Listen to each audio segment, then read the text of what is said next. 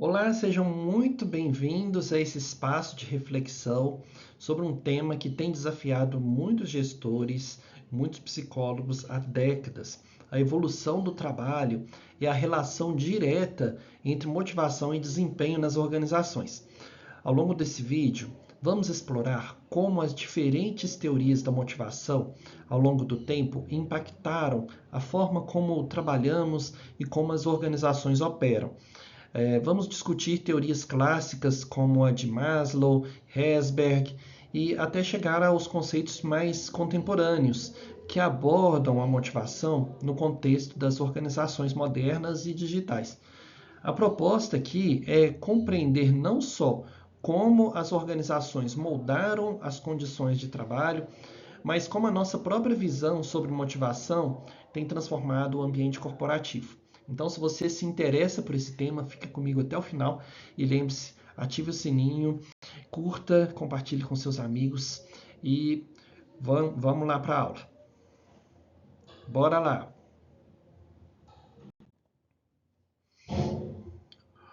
Bom, a primeira coisa que precisamos entender é como a concepção de trabalho evoluiu. Se voltarmos à Revolução Industrial, o trabalho era visto puramente como uma forma de produção mecânica focada na maximização de resultados, com uma mínima preocupação com o bem-estar do trabalhador. Era o paradigma do Homo economicus, onde o ser humano era apenas uma peça de uma engrenagem. Nesse cenário, o contexto de motivação era praticamente inexistente. O conceito de motivação era praticamente inexistente. Com o passar dos anos, os estudiosos começaram a perceber que o trabalhador não era uma máquina. O trabalho tinha aspectos emocionais, psicológicos que precisavam ser considerados. Nos anos 50, 60, surgiram as primeiras grandes teorias sobre a motivação que questionavam sobre essa visão mecanicista do trabalho. O Abraham Maslow, com a sua famosa pirâmide das necessidades, foi um dos primeiros a propor que o ser humano é motivado por diferentes necessidades, que vão desde as fisiológicas até a autorrealização. O Friedrich Herzberg, por sua vez, introduziu a teoria dos dois fatores, distinguindo entre fatores higiênicos e motivacionais. Isso foi um marco, pois trouxe à tona a ideia de que a motivação não vem só de salários ou das condições físicas de trabalho, mas também de fatores intrínsecos, como o reconhecimento e a responsabilidade e crescimento pessoal. Pois bem, então, vamos ver o conceito de motivação. Motivação no trabalho é a força que impulsiona os indivíduos a agir de determinada forma, buscando a realização de objetivos e metas organizacionais. O que faz você levantar todos os dias e ir trabalhar com entusiasmo? A motivação é como o combustível que nos impulsiona a alcançar os nossos objetivos, seja no trabalho, nos estudos ou nas nossas vidas pessoais. Imagine você escalando uma montanha. A cada passo, a dificuldade aumenta, mas a vontade de chegar ao topo também te impulsiona. Essa força que te move, essa energia que nos faz persistir, é o que chamamos de motivação. No mundo do trabalho, a motivação é a mesma força que nos impulsiona a alcançar os nossos objetivos, a superar os desafios, a dar o nosso melhor. Então, o que é motivação? A motivação no trabalho é a força interna que nos impulsiona a agir de uma determinada forma. Ela te ajuda a alcançar os seus objetivos pessoais, as suas metas organizacionais. É o que nos faz sair da cama de manhã e trabalhar com entusiasmo, mesmo diante dos desafios. Então, nesse encontro, nós vamos explorar esse fascinante mundo da motivação. Vamos entender o que impulsiona, como ela influencia o nosso desempenho, como podemos utilizá-la para alcançar o sucesso profissional. Pois bem, acabamos de definir o que é motivação e por que ela é tão importante no ambiente de trabalho. Mas como podemos entender melhor essa força que nos impulsiona? Para isso, vamos explorar algumas das principais teorias que buscam explicar a motivação humana. Imagine a motivação como um quebra-cabeça. Ao longo dos anos, diversos pesquisadores e psicólogos se dedicaram a montar esse quebra-cabeça, propondo diferentes teorias para explicar as razões pelas quais as pessoas se sentem motivadas a realizar suas tarefas. No próximo slide, vamos conhecer algumas dessas peças do quebra-cabeça, as principais teorias clássicas e contemporâneas sobre a motivação. Essas teorias nos ajudarão a compreender melhor os fatores que influenciam o nosso comportamento no trabalho e a identificar estratégias para aumentar a motivação em nossos times. Vamos começar então com as teorias clássicas. Ao longo da história, filósofos e cientistas têm se questionado sobre o que motiva as pessoas. No mundo do trabalho, essa busca por respostas se intensificou, dando origem a diversas teorias que tentam explicar os fatores que influenciam o nosso comportamento. Então, vamos começar pelas teorias clássicas. Temos a teoria da hierarquia das necessidades de Maslow. Nessa teoria, as necessidades humanas são organizadas numa hierarquia, desde as fisiológicas até a autorrealização. Temos também a teoria dos dois fatores de Herzberg, que seriam os fatores higiênicos, que evitam a insatisfação, e motivacionais, que geram a satisfação. Tudo isso influencia a motivação. Começando da teoria das hierarquias das necessidades. Aqui na pirâmide, nós temos no primeiro nível as necessidades fisiológicas, depois a de segurança, depois a social ou de amor e relacionamento, depois a necessidade de estima e, por fim, a de autorrealização ou realização pessoal. A ideia dessa teoria é que você só passa para um nível superior quando o nível inferior foi satisfeito. Isso significa que se você passa necessidade, se você não tem saúde, por exemplo, você não está preocupado em ter estima, você não está preocupado em ter uma autorrealização. Você precisa que aquela sua necessidade fisiológica seja satisfeita. Quando a gente está com fome, por exemplo, outra pessoa pode estar conversando com a gente e talvez isso afete até a nossa concentração, até a nossa capacidade de prestar atenção na aula, por exemplo, se você está com fome, né? Se você está com algum problema intestinal, né? Ou seja, você precisa resolver as suas questões fisiológicas primeiramente. Então, quais seriam essas necessidades fisiológicas? Necessidade básica para a sobrevivência, como alimentação, água, sono, abrigo. Né? Acima desse nível, nós temos a necessidade de segurança, que inclui a segurança física, estabilidade financeira, saúde, bem-estar. Temos também necessidades sociais, né? Que seriam o amor, né? Necessidade de pertencimento, relacionamentos como amizades, família, conexões sociais. Num quarto nível, nós temos as necessidades de estima, que envolve o reconhecimento, o respeito próprio dos outros e a sensação de realização e competência. Num quinto nível, nós temos a necessidade de autorrealização. No topo da pirâmide, essas necessidades referem-se ao desenvolvimento pessoal e à realização do potencial máximo, incluindo a busca por crescimento pessoal e experiências significativas. Como que a gente pode aplicar essa teoria? Maslow sugeriu que as necessidades mais básicas devem ser satisfeitas antes que as necessidades de níveis superiores se tornem motivadoras. Por exemplo, uma pessoa precisa ter suas necessidades fisiológicas e de segurança atendidas antes de buscar relacionamentos ou reconhecimento. Uma segunda teoria seria a teoria dos dois fatores, proposta por Friedrich Herzberg. é uma abordagem sobre a motivação e a satisfação no ambiente de trabalho. Herzberg identificou dois grupos de fatores que influenciam a motivação dos funcionários: os fatores higiênicos e os fatores motivacionais. O que seriam esses fatores higiênicos? Esses fatores estão relacionados a condições do ambiente de trabalho e, embora não gerem motivação por si só, a sua ausência pode causar insatisfação. Alguns exemplos de fatores higiênicos seriam o salário, condições físicas no local de trabalho, as políticas da empresa, relações interpessoais, a segurança no trabalho, né, supervisão,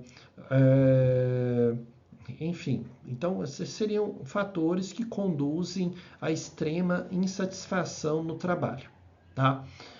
E quais seriam, então, os fatores motivacionais? Esses fatores estão diretamente ligados ao conteúdo do trabalho e têm o potencial de aumentar a satisfação, tá? E a motivação dos funcionários. Então, o reconhecimento, a realização pessoal, a responsabilidade, o crescimento e desenvolvimento profissional, o próprio trabalho em si, né? Todos esses seriam fatores que conduzem à extrema satisfação no trabalho, tá? O Herzberg concluiu que para aumentar a motivação no trabalho, as empresas devem focar no próprio trabalho. As empresas devem focar em melhorar os fatores motivacionais, enquanto garantem que os fatores higiênicos estejam adequadamente gerenciados para evitar a satisfação. Ok? Agora eu vou falar sobre as teorias contemporâneas, né? Existe, por exemplo, a teoria da expectativa de Vroom, e, por exemplo, o que ele vai dizer? Que a motivação é resultado da sua a motivação é resultado da expectativa de que o esforço levará ao desempenho, que por sua vez levará a recompensas. E tem a teoria da equidade, que diz que as pessoas comparam seus resultados com os de outros e ajustam seus esforços para alcançar a equidade, ok? Então, na teoria da expectativa, expectativa é a crença de que o esforço colocado numa determinada tarefa resultará num bom desempenho. Então, a teoria da expectativa, proposta por Victor Vroom, sugere que a motivação de um indivíduo para realizar uma tarefa é influenciada por três fatores interligados: a expectativa, a instrumentalidade e a valência. O que seria a expectativa? A crença de que um determinado nível de esforço levará a um determinado nível de desempenho. Se o indivíduo acredita que seus esforços não farão diferença no resultado final, a sua motivação será baixa.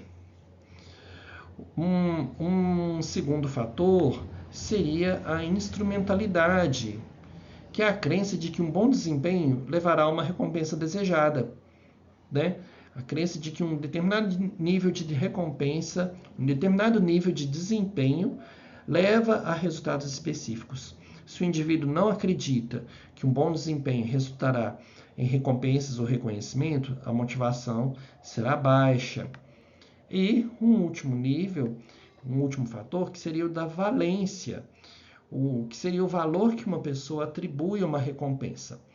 Então, a multiplicação desses três fatores determina o nível de motivação de uma pessoa. Se qualquer um dos fatores for baixo ou for zero, a motivação também será baixa. Por exemplo, se uma pessoa não acredita que o seu esforço vai ter um bom desempenho, ele tem uma baixa expectativa. A sua motivação vai ser baixa, mesmo que as recompensas sejam atraentes. Então, essa seria a fórmula da.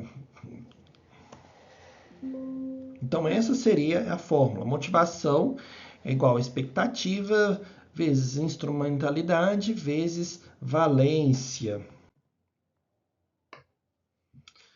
A teoria da equidade, buscando a justiça nas relações de trabalho. A teoria da equidade, desenvolvida por Stacey Adams, propõe que as pessoas são motivadas a manter um senso de justiça em suas relações sociais, incluindo o ambiente de trabalho. Essa teoria sugere que os indivíduos comparam seus resultados, suas recompensas, com os resultados de outros que consideram como referência, buscando um equilíbrio entre o que contribuem e o que recebem em troca. Então, a teoria da equidade, desenvolvida por Stacey Adams, propõe que as pessoas são motivadas a manter um senso de justiça em suas relações pessoais, em suas relações sociais, incluindo o ambiente de trabalho. Então, essa teoria vai sugerir que as pessoas comparam seus resultados, as suas recompensas, com os resultados de outras pessoas que consideram como referência. Eles vão buscar um equilíbrio entre o que contribuem e o que recebem em troca. Como que funciona essa comparação? As pessoas tendem a comparar o seu esforço, suas habilidades, sua experiência, seu tempo dedicado, seus resultados, né, seus salários, seus benefícios, seu reconhecimento, as promoções, né, com os insumos e resultados de outras pessoas que consideram como referência, como colegas de trabalho em posições semelhantes. E o que acontece quando a equidade é percebida? Acontece a satisfação. Então, quando uma pessoa percebe que seus insumos e seus resultados estão alinhados com os de outros, ele se sente justo e motivado a manter os seus esforços. E o que acontece quando a inequidade é percebida? Acontece uma tensão. Se o indivíduo percebe que os seus resultados são desproporcionais aos resultados de outras pessoas, ele pode experimentar sentimentos de injustiça, de tensão. E pode ocorrer também a busca por equidade. Para reduzir essa tensão, ele pode buscar restaurar a equidade de diversas maneiras, como aumentando seus esforços, trabalhar mais para justificar as recompensas recebidas, né? Ou diminuir os seus esforços, reduzir a qualidade ou a quantidade de trabalho para equilibrar a percepção de injustiça. Ele também pode distorcer a percepção, que seria alterar a forma como ele avalia os próprios insumos ou os resultados dos outros. Ele também pode buscar mudanças, solicitar um aumento de salário, uma promoção ou uma reavaliação de suas tarefas. E ele também pode abandonar a situação. Em casos extremos, essa pessoa pode querer pedir conta, né? Pode querer se demitir. Quais são os fatores que influenciam a percepção de equidade? As referências sociais. Então, as pessoas com quem nos comparamos podem ser colegas de trabalho, podem ser amigos, familiares e até mesmo personagens de filmes, novelas, né? Então, quais são as suas referências pessoais? Tá? Os tipos de resultados também. Então, além do salário, outros fatores como reconhecimento, autonomia, oportunidades de desenvolvimento também são considerados na avaliação da equidade. Os valores pessoais, os valores individuais sobre o que é justo e injusto influenciam a percepção de equidade. E tudo isso traz implicações para as organizações. Tá? Então, por exemplo, a motivação dos colaboradores, né? Então, quando você promove uma equidade, as organizações elas podem aumentar a satisfação e a motivação dos colaboradores, levando a um melhor desempenho, né? Isso também pode gerar uma redução do absenteísmo e da rotatividade. Então, quando os colaboradores se sentem valorizados e tratados de uma forma justa, eles tendem a ter maior lealdade à organização. E também ocorre a melhoria do clima organizacional. Então, um ambiente de trabalho justo e equitativo contribui para um clima organizacional mais positivo. Então, aqui eu trouxe alguns princípios da teoria da equidade, né? Então, como que a gente pode aplicar essa teoria, certo? A gente vê a motivação no trabalho, então os funcionários que percebem a equidade tendem a estar mais motivados e satisfeitos. Por outro lado, a percepção de inequidade pode levar à desmotivação e até ao aumento da rotatividade de pessoal. Gestão de recursos humanos. As empresas podem usar essa teoria para criar políticas de remuneração e reconhecimento que promovam a percepção de justiça entre os funcionários. Então, por exemplo, 2 funcionários, a Ana e o João, eles realizam tarefas semelhantes. Se a Ana percebe que recebe o mesmo salário e o benefício que João, apesar de ambos terem o mesmo nível de esforço e competência, ela sente que há equidade. Mas, no entanto, se a Ana descobre que João recebe um salário maior por um trabalho semelhante, ela pode se sentir desmotivada, buscar uma compensação ou reduzir o seu esforço para equilibrar a percepção de justiça. Por isso a gente vê como princípios da equidade a comparação social, a equidade e a inequidade. As pessoas se comparam em termos de salário, benefício, reconhecimento, com seus esforços, tempo, trabalho, habilidades.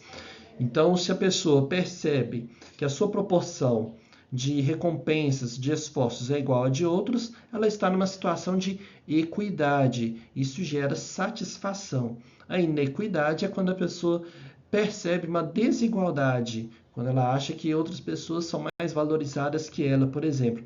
Isso pode gerar uma insatisfação e uma desmotivação no ambiente de trabalho.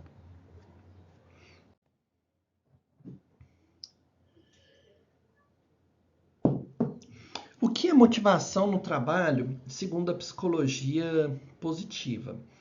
Pois bem, a motivação sob a lente da psicologia positiva é vista como um estado de engajamento e de bem-estar que surge quando as pessoas encontram significado e propósito em seu trabalho. É uma busca por experiências positivas, o desejo de crescimento e desenvolvimento e a conexão com algo maior que si mesmas. Tá? Então, à medida que os desafios econômicos e tecnológicos evoluem, entender as alavancas psicológicas da motivação no trabalho está se tornando essencial para líderes e para gerentes de equipe. Né? Por isso é muito importante entender o papel da motivação no trabalho.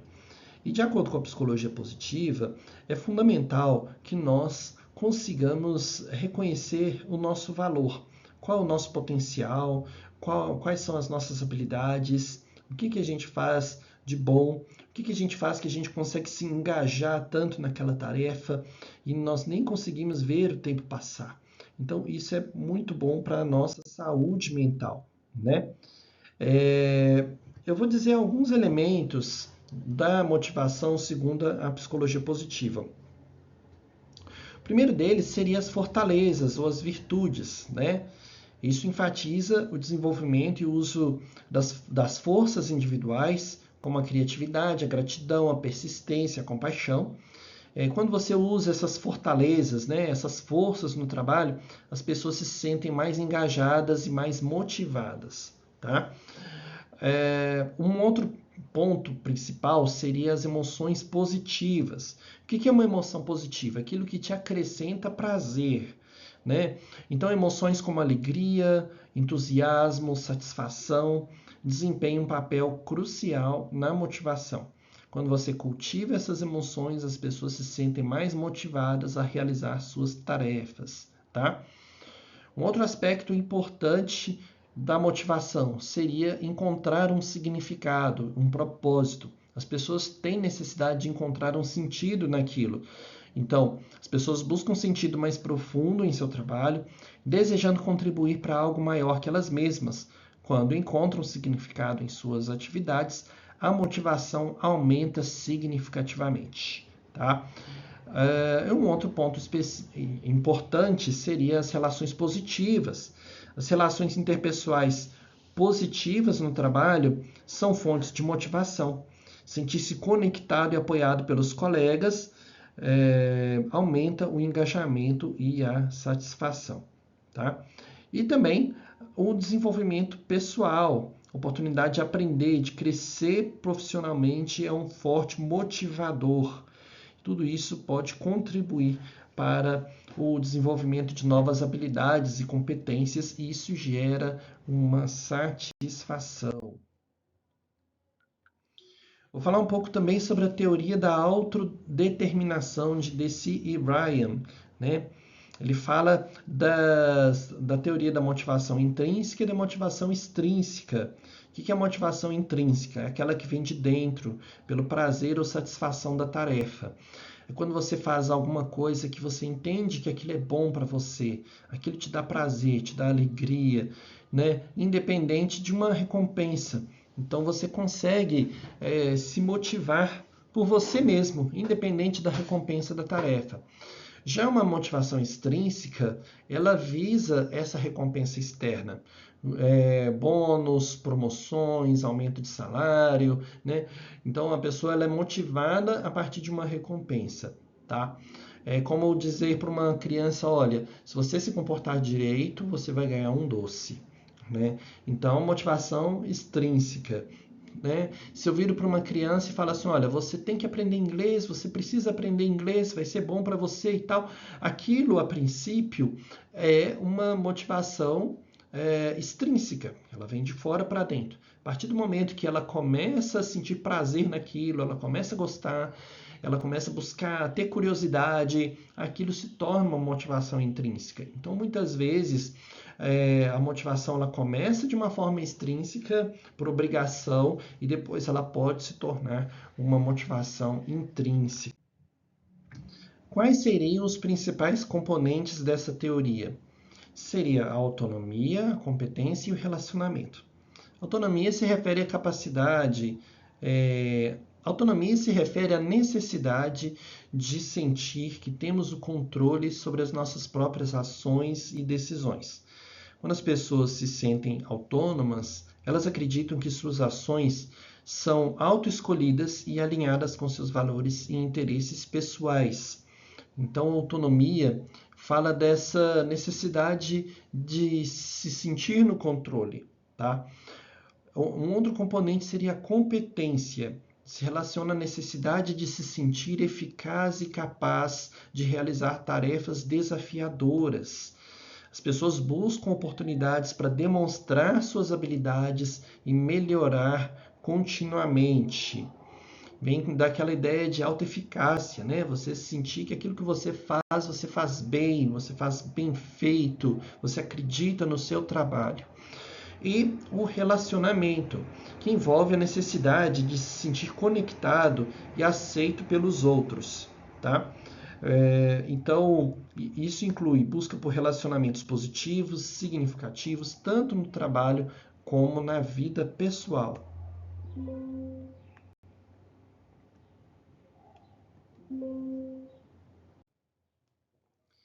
Primeiro, temos o significado no trabalho. Então, quando os colaboradores sentem uma conexão emocional com suas tarefas, eles se tornam mais engajados e motivados. Isso não só melhora o desempenho, mas também aumenta a satisfação no trabalho. Em seguida, nós temos o sistema de recompensas, que é crucial para que as recompensas sejam justas e claras. Quando os funcionários percebem que suas contribuições são reconhecidas, são recompensadas de uma maneira justa, eles se sentem mais motivados a continuar se esforçando. E o estilo gerencial também desempenha um papel importante. Uma liderança participativa que envolve os colaboradores nas decisões tende a aumentar a motivação. Por outro lado, um estilo autoritário pode ter o efeito oposto, desmotivando a equipe. E por último, mas não menos importante, temos o ambiente psicossocial. Um clima organizacional positivo e as boas relações interpessoais são fundamentais para manter a motivação alta. Os ambientes de trabalho colaborativos promovem um senso de comunidade, de apoio mútuo. Esses são fatores que são essenciais para entender como podemos melhorar a motivação e, consequentemente, o desempenho no trabalho. Vou dar alguns exemplos práticos, então. O Google. O Google é amplamente reconhecido por seu ambiente de trabalho inovador e colaborativo. A empresa investe em espaços de trabalho abertos e flexíveis que facilitam a comunicação e a colaboração entre os funcionários. Além disso, o Google oferece diversas áreas de lazer, como salas de jogos, academia, até mesmo jardins e áreas de descanso. E essas instalações não são apenas luxos, mas são partes de uma estratégia para criar um ambiente onde os funcionários se sintam confortáveis e inspirados. Esse tipo de ambiente traz vários resultados interessantes. Por exemplo, o aumento da criatividade, da inovação. Então, ao promover um ambiente onde os funcionários podem interagir livremente e compartilhar ideias, o Google estimula a criatividade e a inovação. Muitas das inovações no Google, como o Gmail, o Google Maps, surgiram de projetos iniciados por funcionários em um ambiente colaborativo. Isso também pode gerar uma alta satisfação nos funcionários. Os funcionários do Google frequentemente relatam altos níveis de satisfação no trabalho. A empresa é consistentemente classificada como um dos melhores lugares para se trabalhar, em parte devido ao seu ambiente de trabalho acolhedor e estimulante. Além disso, contribui para a retenção de talentos. Um ambiente de trabalho positivo ajuda a reter os talentos. Funcionários satisfeitos, motivados, têm menos probabilidade de deixar a empresa, o que reduz custos de recrutamento e treinamento de novos colaboradores. Também há um aumento da produtividade. Um ambiente de trabalho que promove o bem-estar dos funcionários também pode levar a um aumento da produtividade. Os funcionários que se sentem valorizados e confortáveis são mais propensos a se dedicar e a trabalhar de forma eficiente.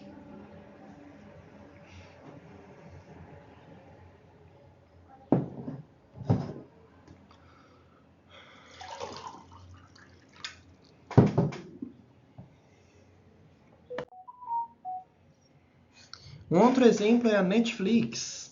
É conhecida por sua política de remuneração transparente e competitiva. A Netflix adota uma abordagem chamada Keeper Test, onde os gerentes são incentivados a considerar se lutariam para manter um funcionário se ele recebesse uma oferta de outra empresa. Se a resposta for não, a Netflix prefere liberar o funcionário com um pacote de saída generoso. Além disso, a Netflix oferece benefícios como licença parental ilimitada e a liberdade para os funcionários escolherem a quantidade de férias que desejam tirar, desde que cumpram as suas responsabilidades. Como resultado, essa abordagem tem vários benefícios. A noção de justiça e clareza.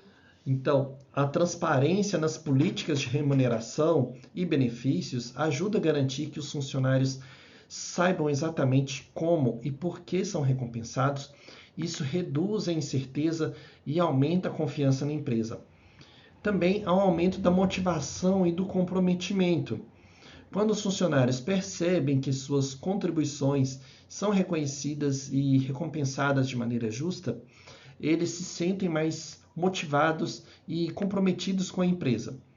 Isso pode levar a um aumento da produtividade e também da qualidade de trabalho. Também contribui para a retenção de talentos. Essa política de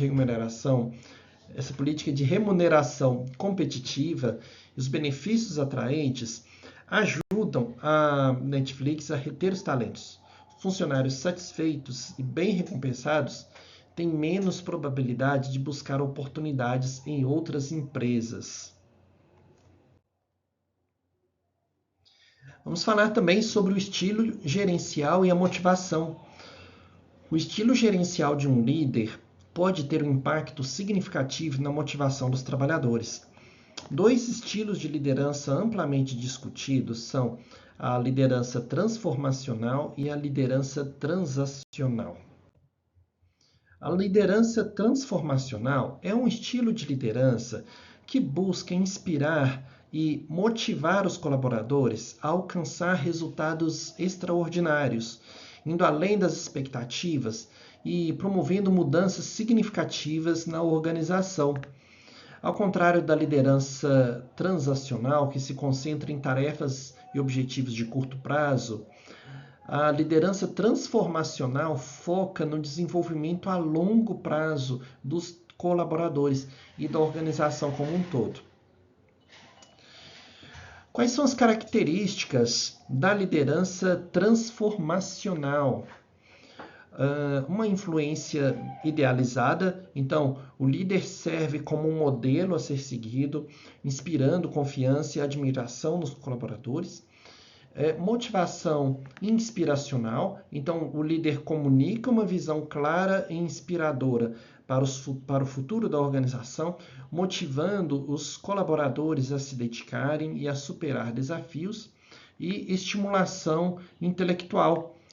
O líder desafia os colaboradores a pensar de forma criativa e a encontrar novas soluções para os problemas complexos. Uma consideração individualizada, então o líder demonstra um interesse genuíno pelos colaboradores, oferecendo apoio e mentoria para o desenvolvimento dos. O líder demonstra interesse genuíno pelos colaboradores, oferecendo apoio e mentoria para o desenvolvimento de cada um. Consideração individualizada. Então, o líder demonstra interesse genuíno pelos colaboradores, oferecendo apoio e mentoria para o desenvolvimento de cada um. E eu vou falar algumas características de líderes transformacionais. Uma característica interessante seria a comunicação visionária. Compartilhar uma visão clara e inspiradora para o futuro da organização, ajudando os colaboradores a entenderem o propósito do seu trabalho. Eles também criam um ambiente de confiança. Eles conseguem construir um ambiente de trabalho em que os colaboradores se sintam seguros para expressar suas ideias e opiniões. Empoderamento dos colaboradores. Delegar responsabilidades e permitir que os colaboradores tomem decisões, incentivando a autonomia e o desenvolvimento.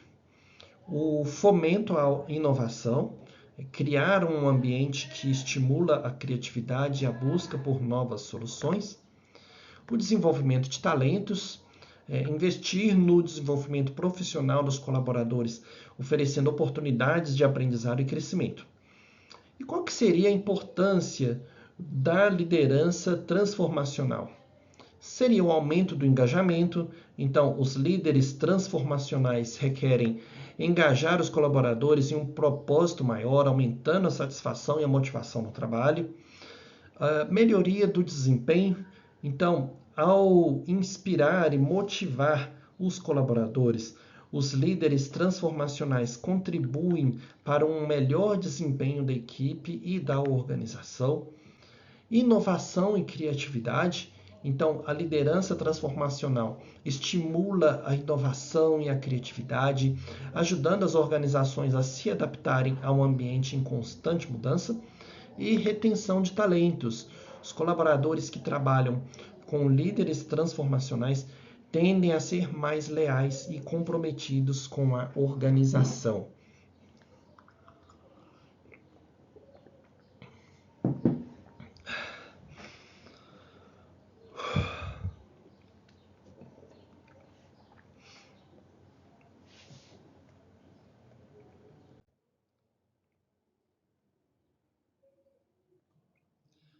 Então, como características, percebemos a inspiração, a motivação, desenvolvimento pessoal, a influência, né?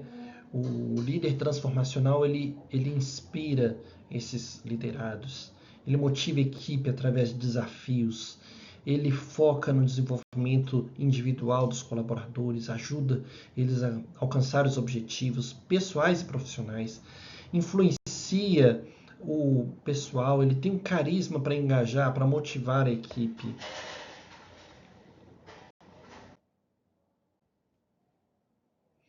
Alguns exemplos de líderes transformacionais, né, seria o Steve Jobs, conhecido pela sua visão inovadora, sua capacidade de inspirar equipes e criar produtos revolucionários, né? O Nelson Mandela, que foi um líder que transformou um país através da capacidade de unir as pessoas, de promover a reconciliação. E o Martin Luther King, que foi um líder que inspirou milhões de pessoas a lutarem por seus direitos civis, através de uma oratória poderosa, uma visão de um mundo mais justo. E a liderança transacional?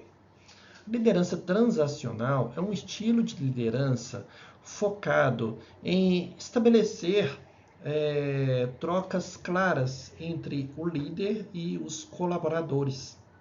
É como se fosse um acordo. Os colaboradores realizam suas tarefas e alcançam os objetivos estabelecidos, e em troca eles recebem recompensas, como bônus, promoções ou reconhecimento. Algumas características da liderança transacional. Seria, por exemplo, recompensas e punições. O líder utiliza recompensas para motivar comportamentos desejados e punições para corrigir desvios, né? Seria também obediência a regras. Ele enfatiza a importância de seguir regras e procedimentos estabelecidos, né? O foco em metas. Né? Concentra-se no cumprimento das metas e objetivos específicos. Controle e supervisão. Ele tem um controle rigoroso sobre as tarefas, sobre o desempenho das atividades. Então, como que isso funciona na prática? Imagina um chefe que estabelece metas de vendas para a equipe, ele define as metas individuais para cada vendedor, acompanha de perto o desenvolvimento de cada um e oferece bônus para aqueles que alcançarem as suas metas. E se algum vendedor não estiver atingindo a meta, o chefe pode oferecer um treinamento adicional ou ajustar as suas responsabilidades. Aqui eu fiz um quadro, então, explicativo, né? Então, qual que seria o foco principal da liderança transformacional? O foco principal seria a inspiração e o desenvolvimento pessoal, né? Enquanto na liderança transacional seria recompensas e punições. Na liderança transformacional, a motivação é intrínseca, ou seja, ela é baseada em valores e crescimento. Na transacional é extrínseca, ela é baseada em recompensas e punições. Qual que é o estilo de comunicação na liderança transformacional? A comunicação é aberta, é inspiradora. Já na liderança transacional, ela é direta, é autoritária. Como é a relação da equipe na liderança transformacional? É colaborativa, é de apoio. Na liderança transacional é hierárquica, de supervisão. Qual que é o objetivo na liderança transformacional? O objetivo é a transformação e inovação.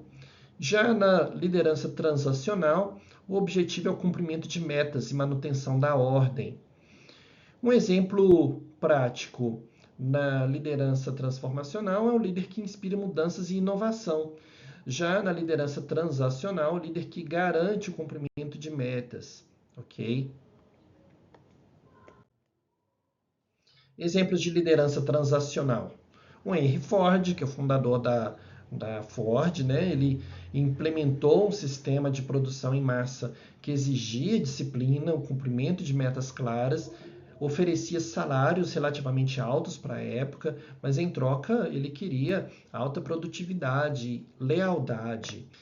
O Bill Gates, né, que foi cofundador da Microsoft, né, ele é conhecido pelo seu estilo de liderança focado em resultados, em eficiência. Ele estabeleceu metas claras e expectativas rigorosas para os seus funcionários, utilizando recompensas e punições para garantir que os objetivos fossem alcançados. E como resultado, né, sob sua liderança, a Microsoft se tornou uma das maiores e mais influentes empresas de tecnologia no mundo. Temos também o Donald Trump, que é um empresário e foi presidente nos Estados Unidos, atualmente ele é candidato, inclusive, né?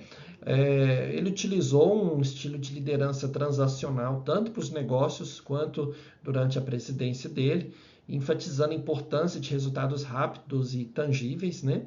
Ele frequentemente usava recompensas e punições para motivar a equipe dele. E como resultado, né, ele teve um impulsionamento muito grande dos empreendimentos imobiliários, né, e isso também influenciou a abordagem política dele.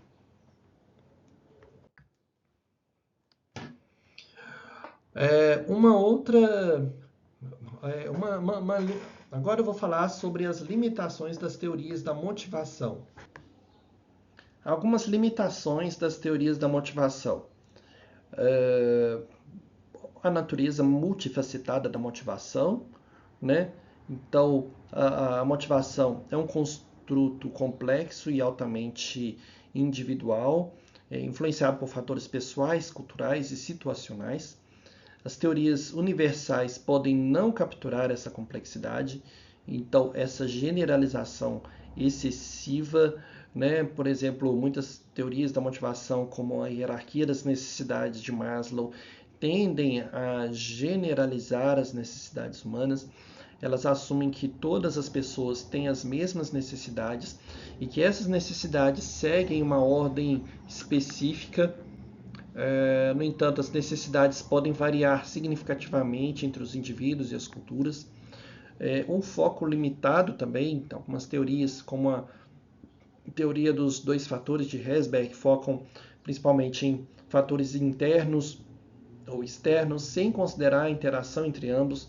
E isso pode levar a uma visão incompleta da motivação, já que fatores internos e externos frequentemente se influenciam mutuamente, e também o contexto cultural.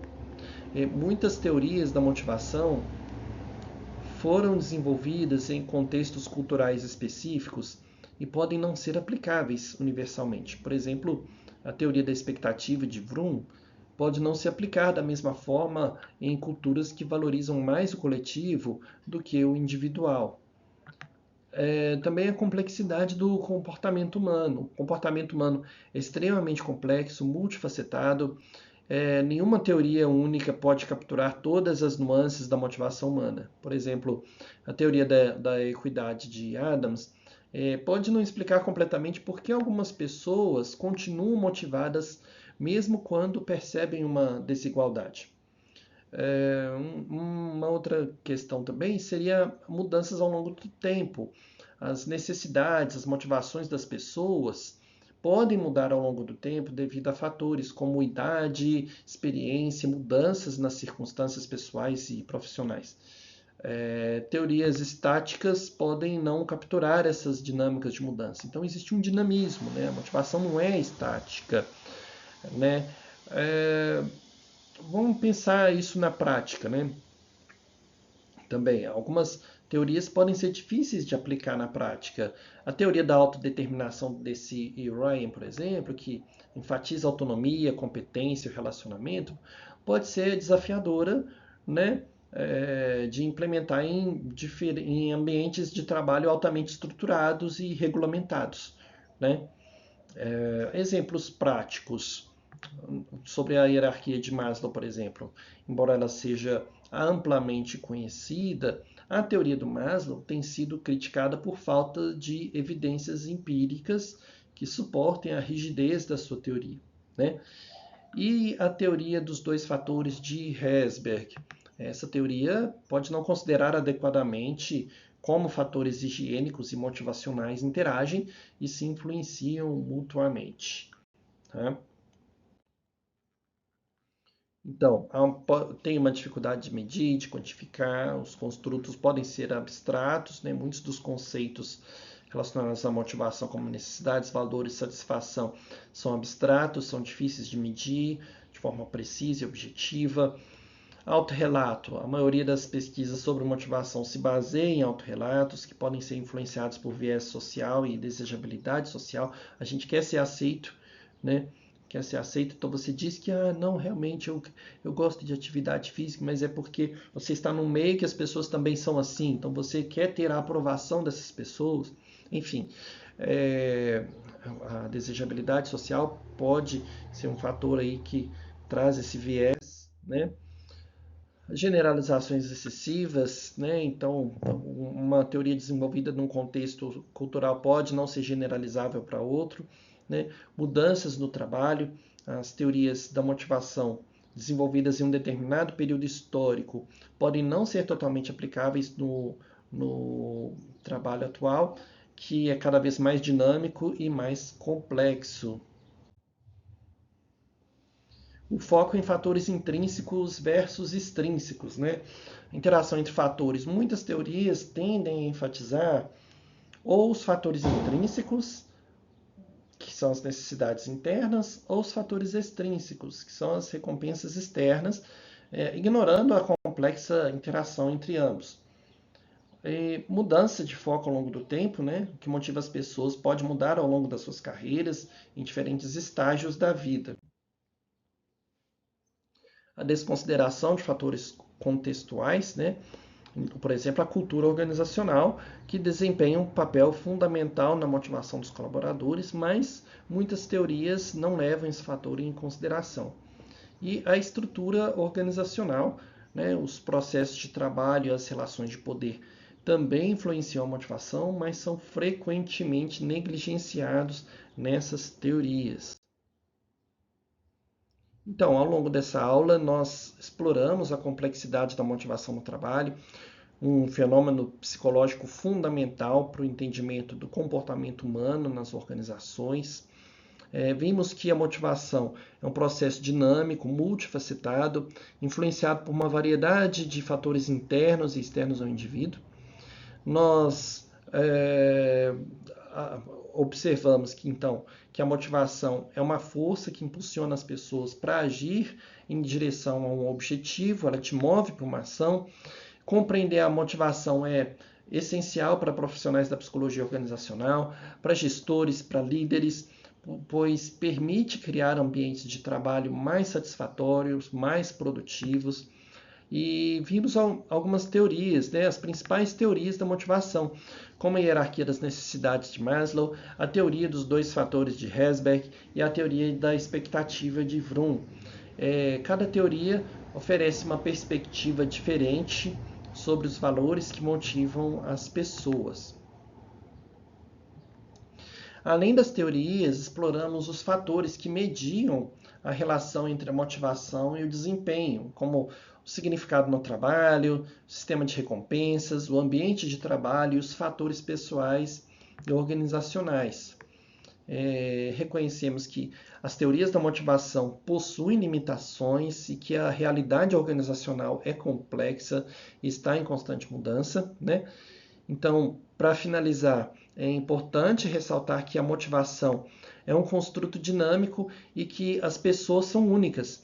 Não existe uma fórmula mágica para motivar todos os colaboradores e o desafio dos profissionais de psicologia organizacional é compreender as necessidades e as expectativas individuais, criar estratégias de motivação personalizadas. Além disso, é fundamental considerar o contexto organizacional e os valores da empresa ao implementar programas de motivação. Quais são os desafios futuros, né? Com o surgimento do trabalho remoto, a crescente importância da tecnologia, né, da inteligência artificial, novas formas de motivar os colaboradores precisam ser exploradas. Por exemplo, a diversidade e a inclusão também, né? A diversidade da força de trabalho exige abordagens mais personalizadas para a motivação. O bem-estar no trabalho, né? A busca por um equilíbrio entre vida pessoal, vida profissional e a promoção do bem-estar mental são cada vez mais importantes. A inteligência artificial, a automação de tarefas e o uso de inteligência artificial podem impactar a motivação dos colaboradores. Então, a motivação no trabalho é um campo de estudo em constante evolução e, ao compreender os princípios básicos da motivação e as limitações das teorias, os profissionais da psicologia organizacional podem contribuir para a criação de ambientes de trabalho mais saudáveis, mais produtivos e mais engajadores. Ok? Eu trouxe aqui, então, as referências que eu me baseei para fazer essa aula. Livro do Chiavenato, do Herzberg, do Robbins, tá? Vários artigos científicos também.